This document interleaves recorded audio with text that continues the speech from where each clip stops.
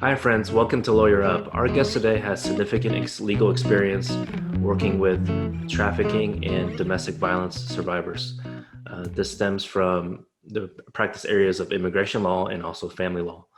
Now, before she joined Mosaic Family Services, she worked as a fellow with the Polaris Project, now referred to as Polaris in Washington, D.C.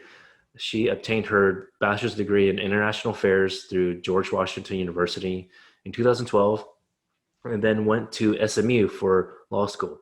And after that, she worked as a fellow working on constitutional issues, which is ever more important today, challenging discriminatory immigration laws before federal courts. Now she manages the legal program at Mosaic Family Services. A fun fact, she's actually one of my mentees in the past. And without further ado, want to introduce you to Kristine Cruz. Friends, if you haven't subscribed to our channel yet, please hit subscribe down below, smash the like button, and please leave a comment below. We'd love to know how you have helped others. Welcome, Kristine Cruz. Welcome to Lawyer Up. How are you today? Awesome. Thanks so much for having me. I'm excited to be here. Glad to have you. Kristine, for those in the audience don't know, you work for Mosaic Family Services, right? Yes, that is correct. And that's in Dallas, Texas. Can you tell us a little bit about your background before you got there? Yeah, so I went to law school at SMU, pony up, I guess. And after graduating, I took a post-grad fellowship at a nonprofit that worked on constitutional law issues affecting the Muslim American population.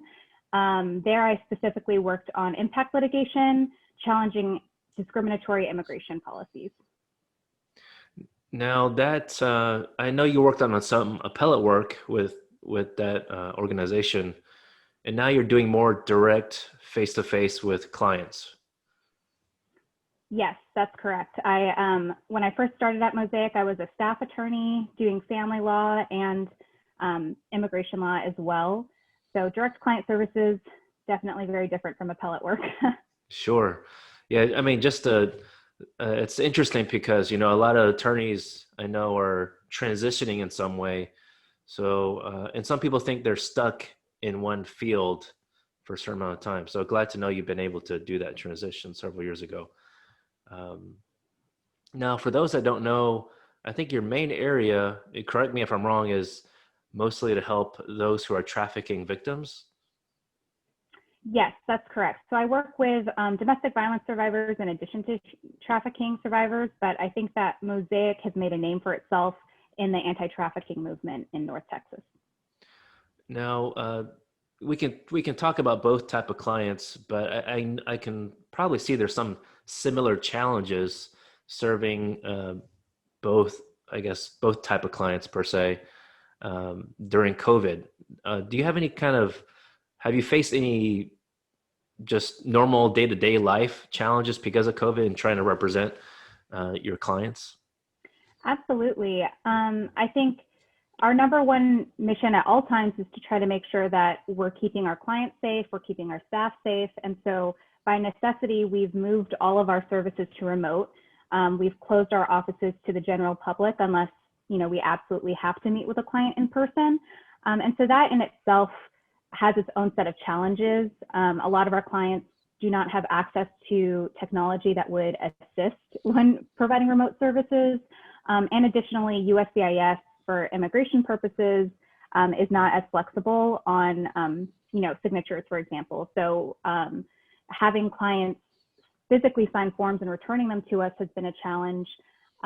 Either it causes delays because we're using the post office, or we have to meet with clients in person, which of course is always a risk. Right. And also from my understanding, because I'm a board member of a social services agency in Houston, DIA, and I've heard that because of COVID, people who are domestic violence survivors have to stay at home, right, with the abuser, and who have not, left the home. But for trafficking victims, by the time they come to your office, they're away from the whole situation, right? Not always. So we have had clients in the past who have reached out and are still in their situations, which is always trickier. And I do think that it's very similar in theory to domestic violence survivors who are currently living with their abusers, just in that because of COVID, it just makes it there are a lot more barriers to leaving for both victims or both types of victims, which is on par because truly I think at the heart of both domestic violence and human trafficking issues, it's all about power and control. And so you see a lot of similarities in the forms of control used by traffickers and by abusers. Now, if you can give us some more context, taking a step back, a lot of people in our audience are not attorneys. Now, how does a trafficking victim even come to flee their situation or even come to your Mosaic? Absolutely. And I have to apologize for my dog. He's a tiny little thing, but he is very loud. Oh, so. No worries. Our dog could do the same if there's someone trying to drop off a package. Yes, exactly. COVID is, I think, a very interesting time for dog parents and actual parents with all of the background noise. Yeah, it's been tough. Yeah, so it's definitely a humanizing moment for everybody when your baby or your dog starts making noise in the background. But sorry, I forgot your question. Let me think here. Just for the general audience, how does a trafficking victim come to either flee their situation and or reach to know about Mosaic Family Services? Absolutely. So that's a great question. I think that it can happen in a variety of ways. Sometimes it's police intervention. Often it's community members who recognize that someone's just in a situation that they need to get out of and help them out. And I think that from there, they will get referred to our organization through community members, religious organizations, law enforcement, and we do a lot of community outreach as well. And so I think that helps get our name out there so that people think of Mosaic as a kind of safe haven for victims to go. Okay, good to know that, there's that mantra, see something, say something. So glad that people in the public in general are, looking out for other people. Because I noticed, I think I won't say the name, but a national grocery store they have a decal, like, National Trafficking Hotline. So just those little ways to capture the attention of people if they're out and about. Absolutely. And I think that's one great thing that Texas has done, and I know a lot of other states do as well, is requiring the national hotline to be posted in bars, salons, I believe massage parlors as well, and in some other areas that are known to be industries where trafficking takes place. Yeah, I think there's been a couple of news articles recently about some prostitution rings in Dallas being busted, and people have been concerned about what's been going on in a detention center in El Paso and the sexual abuse complaints there, and just children missing, right, and not being accounted for. So a lot of people are concerned if that could eventually lead to sex and human trafficking. And is there anything you can, usually when you get a story from a client, do you see any patterns of the abuse that you can share with the audience?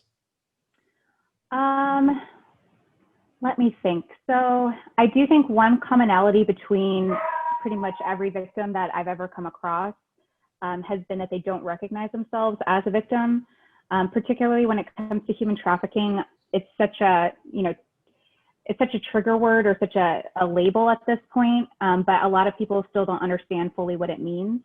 And it's a very nuanced analysis as well as to what brings you to human trafficking, particularly in the labor trafficking context, because a lot of labor exploitation can kind of veer between the line of labor trafficking and exploitation. So I would say that first commonality is they don't recognize themselves as victims. They don't label themselves as victims of human trafficking. And then from there, a lot of it just comes down to the control that was exerted over them by their traffickers. And so that can look like a variety of things. So I can't really say that there's fully a common set of facts or scenarios that we come across, but I do think the coercive elements are usually always there. So it's not always, and it's very actually rare that it's going to be a physical, like use of physical force to exert that control. It's usually coercive tactics like threats that keep that person in that situation. That makes sense because it goes into a cycle of abuse, right? Essentially, you may not know exactly what you're going through, even though you're in the situation. I find that that's why, I've heard of people say, well, I can't leave the situation despite, all the advice you're providing me. It's because they're stuck in it, right? They see it every day. They suffer the emotional abuse, like you're saying, or verbal. Um, Now let's see. Do you, um, do you know what are some of the common misconceptions that the regular civilians may not understand about trafficking? I love that question. Just because I think when everybody thinks of human trafficking, they automatically think of sex trafficking, or they think of Taken, that movie of the girls getting taken and being put in this prostitution ring. And that really is not the most common form of human trafficking. The most common form of human trafficking is labor trafficking. And so I wish that I had prepared this statistic to put up or something for you, but the University of Texas did this wonderful study. And of course, it's hard to estimate the number of trafficking cases just because it goes so undetected. But they estimated in, I think it was 2016, that 300,000 cases of human trafficking occurred in the state of Texas.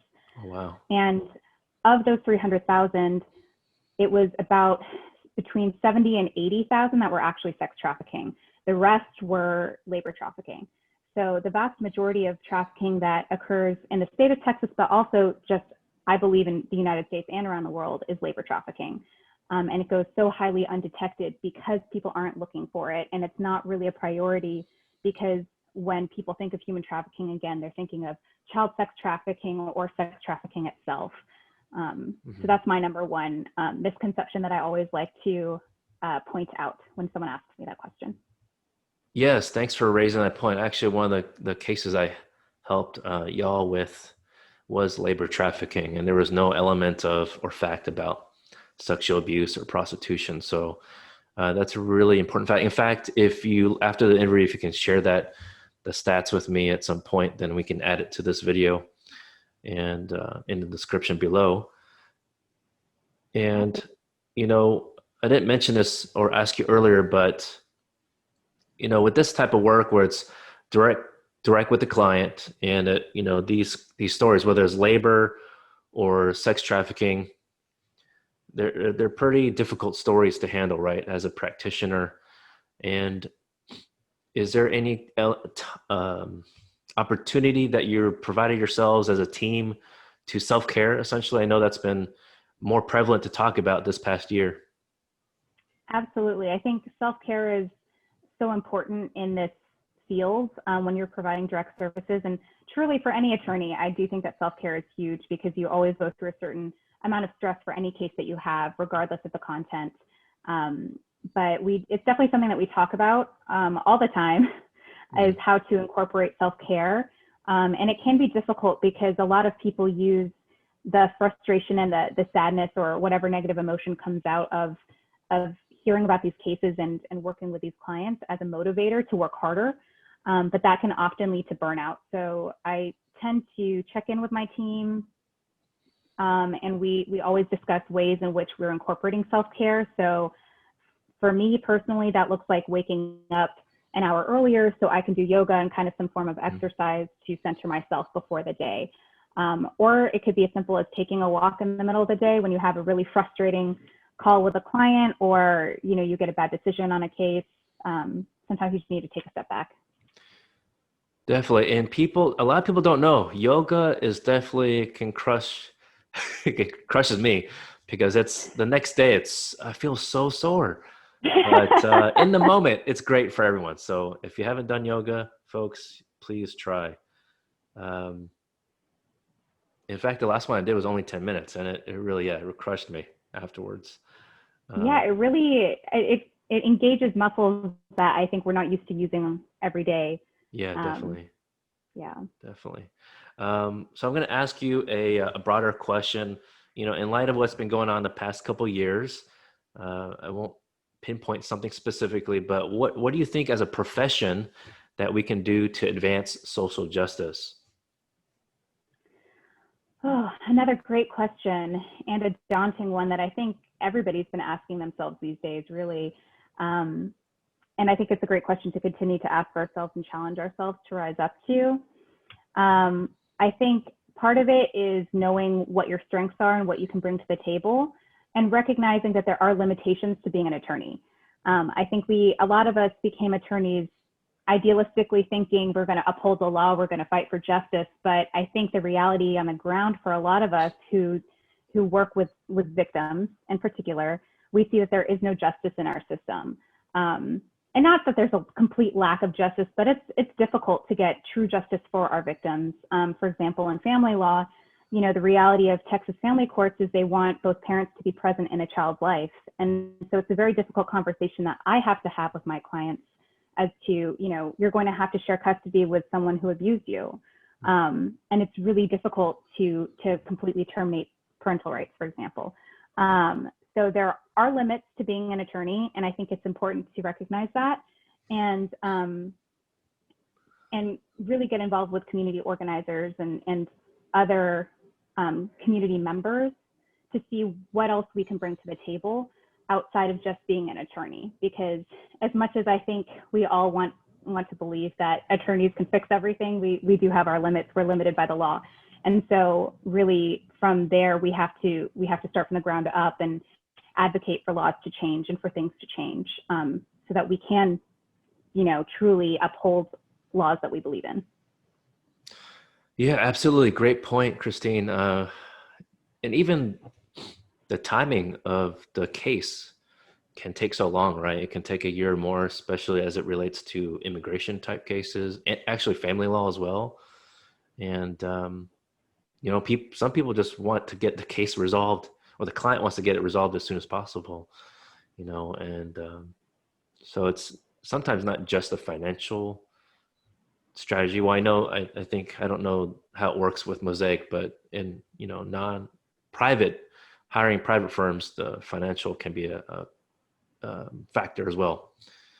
Um, Now, in terms of representing a client, are there any challenges that you can share without, of course, not disclosing any attorney-client confidentiality?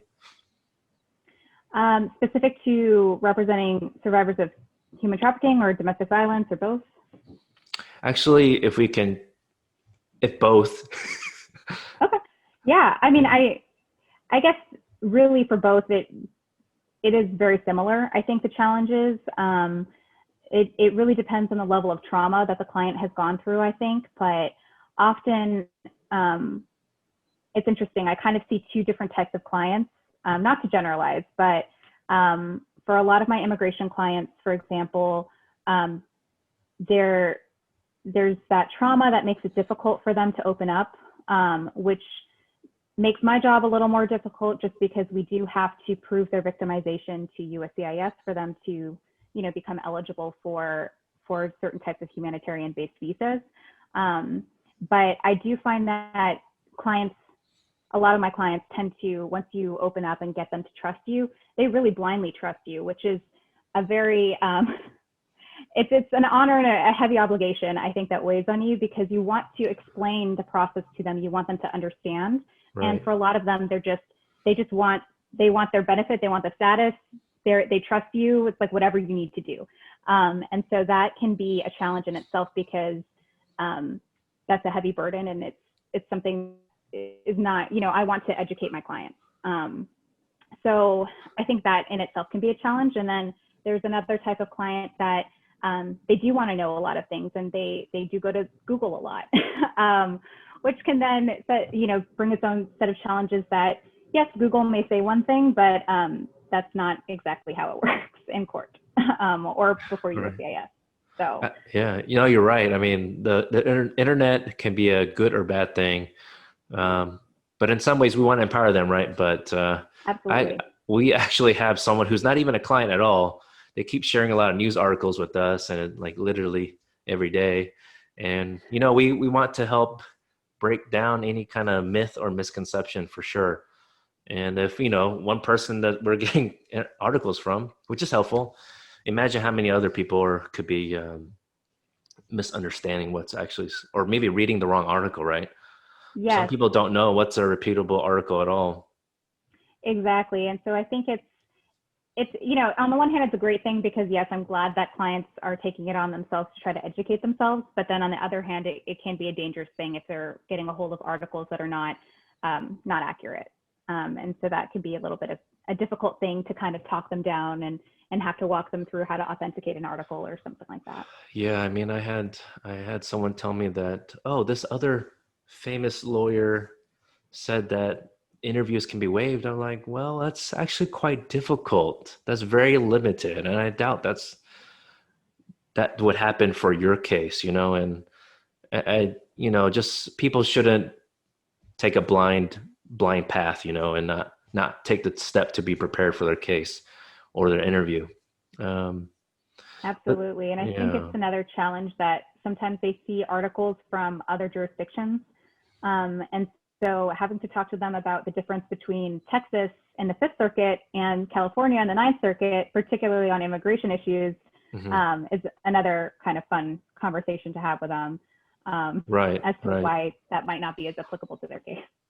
That's true. Yeah, even though immigration is federal law, it depends on the circuit. Now, I meant to ask this earlier, but just in all the different types of the areas of law you help out with Mosaic, is there anything that excites you about it or discourages you? It could be like the legal requirements or the process. Absolutely. I think on both family and immigration law, there are quite a few challenges, I think, and changes to the law that I would advocate for, particularly with immigration for the humanitarian-based visas that we work with. So we do U visas for victims of particular types of crime, which include family violence. And then we also do T visas for trafficking survivors. Both of those visas require a cooperation with law enforcement, which makes sense to a certain degree because you do want to encourage investigation and eventual prosecution of abusers and traffickers. But it's really difficult to get the certification required for U visas.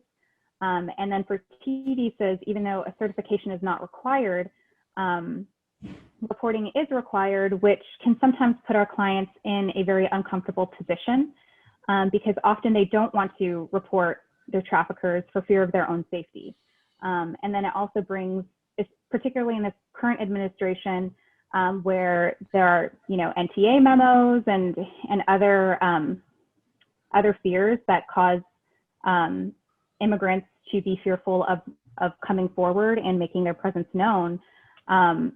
That fear is very real for a lot of my clients, that if they are reporting to a federal agency or even a local law enforcement agency, that their presence will be known, and if their T visa is not successful for whatever reason, that they will be deported. And so having that law enforcement requirement, in my humble opinion, can be a little bit coercive at times, and it does get to be very challenging when you get to the prosecution stage, for example. So say you report a case, law enforcement investigates it, there's enough to prosecute. Prosecutors will often discourage us from actually filing for the T visa or for a U visa because they don't want to make it look like the client is just coming forward and being a witness because they want an immigration benefit, which is, of course, what any defense attorney will say. And so that delays our clients' ability to move forward with their life, get work authorization, and have lawful presence in the United States. And so that's a lot to ask of a client. Yeah, Or those of a those are really good points, Christine. just, I can understand why there needs to be a law enforcement component so they can help prosecute those people, the perpetrators. But a lot of most people don't know that, and this, that the person that signs, that certifies these forms, it's like only one person, and so it's really difficult to get a hold of that person. And then if you're right, like if they wait, let's say 6 months to a year, depending on jurisdiction, that let's say police department might not sign it because they said, oh, they took too long. Exactly. And now that there's so many changes coming through on the immigration side of things, in particular for certifications, they're requiring, that there be no blank spaces. And often law enforcement agencies are not trained either because they don't have the resources or it's just not a focus. They don't know. And also I don't blame them because it changes so rapidly. How would they know? But so there's that one person who it takes forever to get them to sign something, and then it's incorrect because of a changed policy. So trying to, send it back to them and asking them to correct it or change things makes it even more difficult for our clients. Right. Yeah. I had to send one out to a certification to a county in Florida. I think they responded, let's say it was March. They responded the same day. The certifier responded, said, oh, I'll get to it. We didn't receive the form back until 6 months later. And so just having to stay on top of it, make sure we don't miss it in the mail or whatnot. That was pretty ridiculous, unfortunately. But it worked out. She has a green card now. Thank goodness. Yeah, that's awesome. Actually, yeah, we talked about this before, but in terms of U visa, can you tell the audience why there's a delay? 5 to 10 years, I believe we talked about. Yes. So for U visas and T visas, there is a cap to how many visas are issued per year. And so I believe with U visas, it's a 10,000. 10,000. Yeah, 10,000 visas per year. And that gets filled every year. So there's a growing wait list of cases. And the scariest thing that I think a lot of immigration attorneys learned this year is that the wait list is extremely long. I can't remember the exact number that we talked about. I think it was about 250,000 or so. Wow.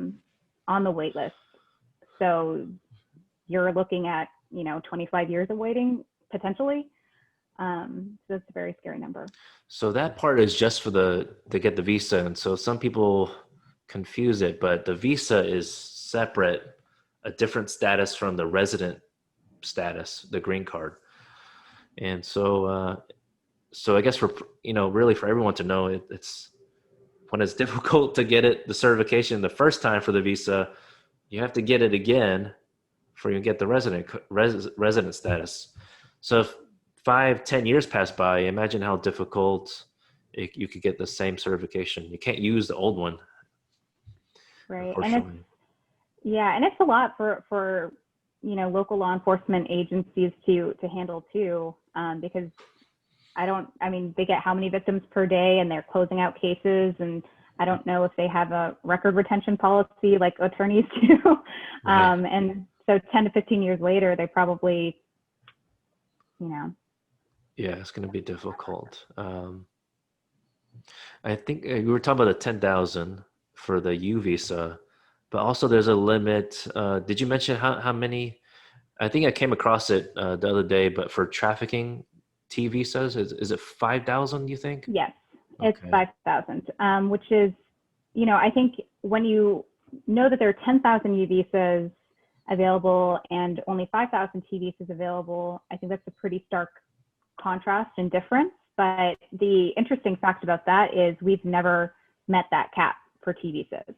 And so often when we're looking at clients who have a good U visa, we will sometimes look and see if there are trafficking indicators to see if they are qualified for a T visa, just because the wait is so much, there is no wait list for a T visa. And since its inception, I don't think there has ever been a wait list for the T visa. Well, politics, not politics, congressional leaders, politicians need to consider increasing the cap, or just not have a cap at all, really, if the whole point is to help prosecute these perpetrators, right? Absolutely.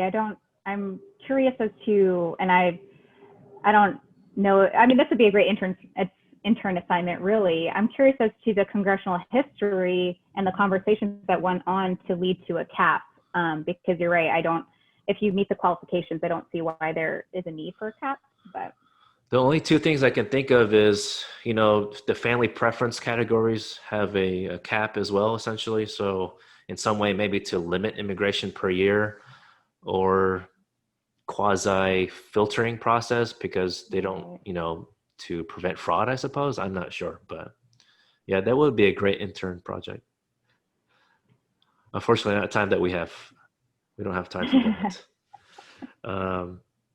Well, I think we're coming to a close now. What are, through Mosaic Family Services, are there other than legal support, are there other services that Mosaic provides for your clients? Absolutely. So one approach that Mosaic has taken to responding to victimization and to trauma is to try to create a one-stop shop for victim services. So not only do we offer legal, we also have emergency housing, transitional housing, an economic empowerment program, counseling, and case management services.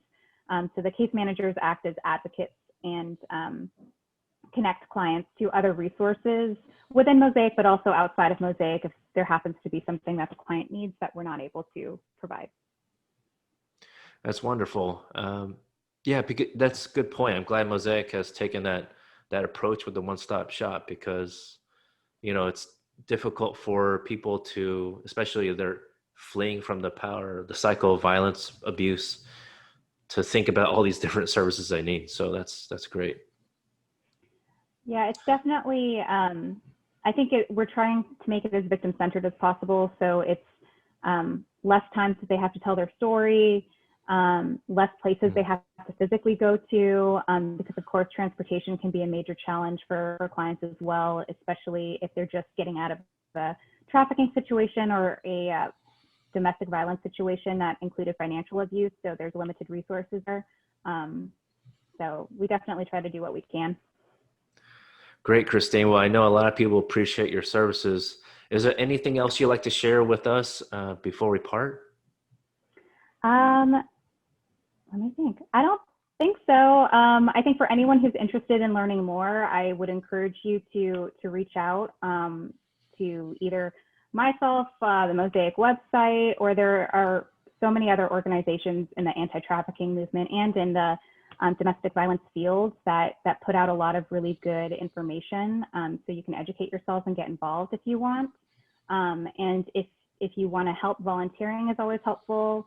Donations are always extremely helpful and much appreciated. Absolutely. There are several ways to get involved.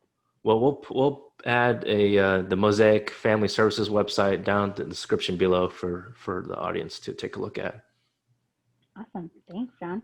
Well, Kristine, thank you so much. Have a great rest of your day. Thank you for having me again. Friends, I hope you enjoyed our interview today. This kind of work is very important to myself and attorneys like Kristine Cruz. There's a lot of work to be done, not only in direct client services, but also in trying to improve the laws. Thank you very much, and until next time, stay safe.